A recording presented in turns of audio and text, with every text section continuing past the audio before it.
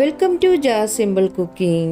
இன்றைக்கி நம்ம ஜவ்வரிசி வச்சு ஒரு சூப்பரான ஸ்வீட் ரெசிபி தான் பார்க்க போகிறோம். வாங்க எப்படி செய்கிறதுன்னு பார்க்கலாம். இது பண்ணுறதுக்காக நான் இங்கே ஒரு கப் அளவுக்கு, அதாவது 170 கிராம் அளவுக்கு ஜவ்வரிசி எடுத்திருக்கேன். இப்போ நாம் இது தண்ணி சேர்த்து 2-3 தடவை நல்லா அலசி எடுத்துடலாம்.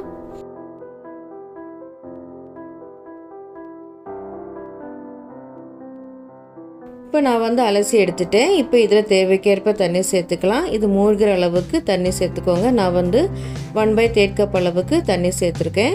சேர்த்துட்டு இப்போ நம்ம இது மூடி வச்சுட்டு 1 மணி நேரம் வெயிட் பண்ணலாம். இது நல்லா சாஃப்டாகி வரணும். அது வரைக்கும் நாம் இது ஊற வைக்கணும். இப்போது கரெக்டாக 1 மணி நேரம் போல் ஆயிருக்கு. ஓப்பன் பண்ணி பார்த்துடலாம். பாருங்கள், இது நல்லா சாஃப்டாகி வந்திருக்கு.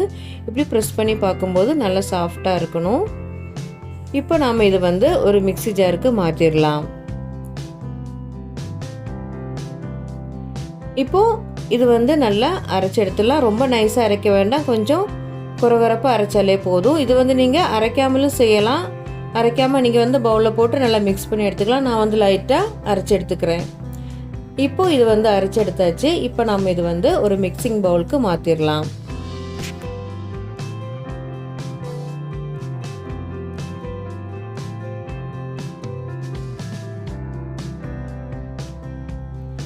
இப்போ இதில் 2 டேபிள் ஸ்பூன் அளவுக்கு மில்க் பவுடர் சேர்த்துக்கோங்க. அதுக்கப்புறமா 2 டேபிள் ஸ்பூன் அளவுக்கு பவுட்ரு பண்ண சர்க்கரை சேர்த்துக்கலாம். சேர்த்துட்டு இப்போ இதில் 2 சிட்டிகை அளவுக்கு உப்பு சேர்த்துக்கோங்க. இப்போ இதெல்லாம் சேர்த்து நல்லா மிக்ஸ் பண்ணி விட்டுடலாம். பாருங்கள், இப்போ இது நல்லா மிக்ஸ் பண்ணி எடுத்தாச்சு. இப்போ கையை லைட்டாக நனைச்சிட்டு நம்ம இது சின்ன சின்ன உருண்டைகளாக பண்ணி வச்சுக்கலாம். இது கொஞ்சம் ஒட்டுற மாதிரி தான் இருக்கும். நீங்கள் கையை தண்ணியில் நனைச்சிட்டு நீங்கள் இது உருட்டும் போது ஈஸியாகவே உருட்ட வந்துடும். பாருங்கள், இந்த மாதிரி நான் எல்லா மாவையும் உருண்டை பண்ணி வச்சுட்டேன். இப்போ இது சைடில் இருக்கட்டும். அதுக்கப்புறமா ஸ்டவ் ஆன் பண்ணி நான் கடாயில் கொஞ்சம் தண்ணி சேர்த்துருக்கேன்.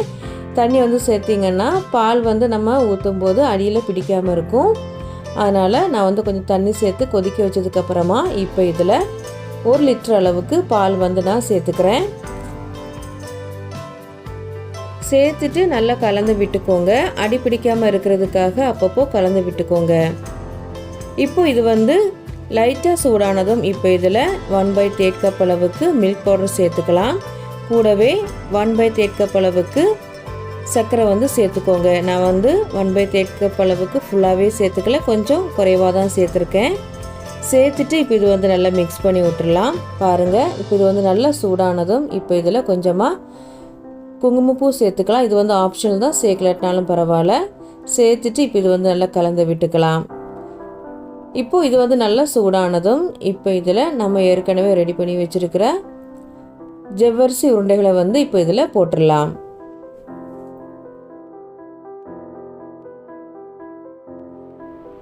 இப்போ எல்லா உருண்டைகளையும் நான் போட்டுட்டேன். இப்போ இது நம்ம மெதுவாக கலந்து விட்டுக்கலாம். இது நல்லா கொதிக்க ஆரம்பிக்கட்டும். இது நல்லா கொதிக்க ஆரம்பித்ததும் ஃப்ளேமை ஹையில் வச்சுட்டு ஒரு 10லேருந்து 15 நிமிஷம் இது நல்லா கொதிக்க வைக்கணும். அப்பப்போ கலந்து விட்டுக்கோங்க. பாருங்கள், இப்போ இது 10 நிமிஷம் நல்லா கொதிச்சுட்டு நம்ம சேர்த்த ஜவ்வரிசி உருண்டையெல்லாம் நல்லா வெந்திருக்கு. பால் கொஞ்சம் திக்காக க்ரீமியாக வந்திருக்கு. பாருங்கள், இந்த டைமில் நம்ம 1/2 டீஸ்பூன் அளவுக்கு ஏலக்காய் தூள் சேர்த்துக்கலாம். சேர்த்துட்டு நல்லா மிக்ஸ் பண்ணி விட்டுக்கோங்க.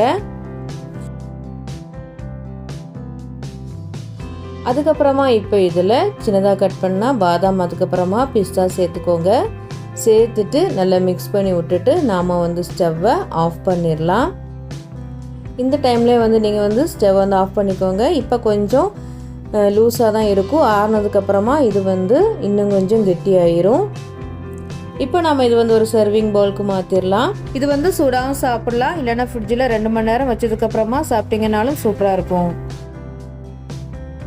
அவ்வளோதான், நம்ம ஜவ்வரிசி வச்சு சூப்பரான ஸ்வீட்ஸ் ரெடி ஆயிடுச்சு. இப்போ இது மேலே சின்னதாக கட் பண்ண பாதாம், அதுக்கப்புறமா பிஸ்தா சேர்த்து டெக்கரேட் பண்ணிக்கலாம். பாருங்கள், ஆறுனதுக்கப்புறமா இது இன்னும் கொஞ்சம் திக்காக வந்திருக்கு. இப்போ இது கரெக்டான கன்சிஸ்டன்சியில் பாருங்கள். இப்போ நான் இது கட் பண்ணி காமிக்கிறேன். மேலே கொஞ்சம் நான் குங்குமப்பூ சேர்த்துருக்கேன். பாருங்கள், நல்லா சாஃப்டாக இருக்குது. டேஸ்ட் வந்து ரொம்ப சூப்பராக இருக்கும். நீங்களும் வீட்டில் செஞ்சு பாருங்கள். இந்த வீடியோ உங்களுக்கு பிடிச்சிருந்துச்சின்னா லைக் பண்ணுங்கள், ஷேர் பண்ணுங்கள். மறக்காமல் ஜாஸ் சிம்பிள் குக்கிங் சேனலுக்கு சப்ஸ்கிரைப் பண்ணுங்கள். தேங்க்ஸ் ஃபார் வாட்சிங்.